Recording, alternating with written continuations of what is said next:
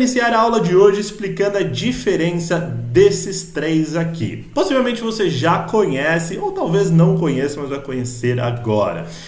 Qual a diferença, teacher, entre o some, any e o no? Vamos falar um pouquinho sobre essas diferenças aí. Super fácil de entender. Acompanhe aqui em cima no nosso whiteboard, que eu já vou fazer até uns exemplos. Ó. Eu posso ter uma composição. Primeiro eu vou colocar aqui, ó, somebody, e aí na frente eu vou colocar o anybody, e aí depois eu vou ter o nobody, ok? Legal. Bom, pessoal, vamos lá. Some, a gente sempre vai encarar o some. Opa, somebody. Aê, corrigido.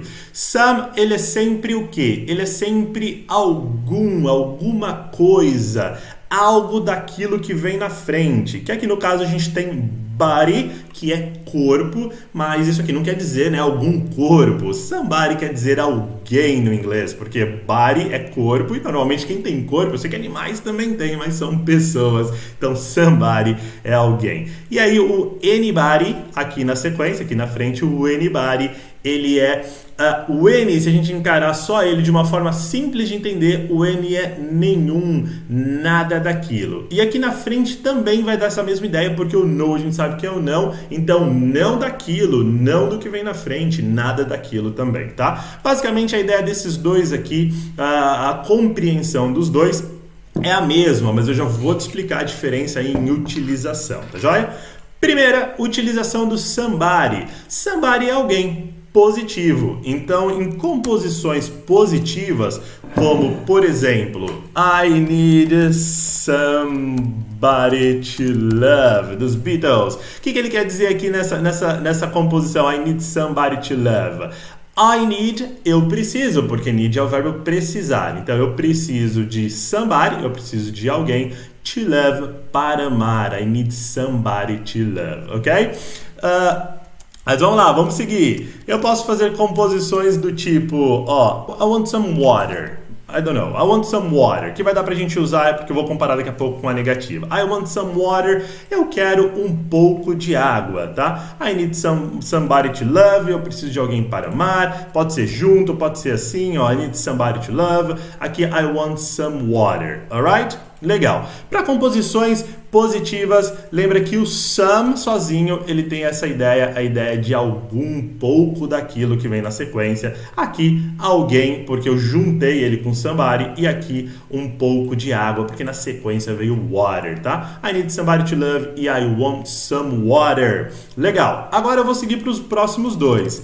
Onde o anybody e o nobody eu vou utilizar para negativa, tá? Mas só que eu já vou falar o seguinte, eu nunca posso utilizar o nobody aqui quando eu componho uma frase na negativa. My God, teacher, confundiu minha cabeça. Segura aí que você já vai entender. O que eu quero dizer com isso? Como eu já tenho no aqui na frente do nobody, eu não vou formar uma frase negativa e também usar o nobody, porque senão eu vou ter dois nãos. Olha o exemplo, ó. Se eu monto assim, ó, I don't know nobody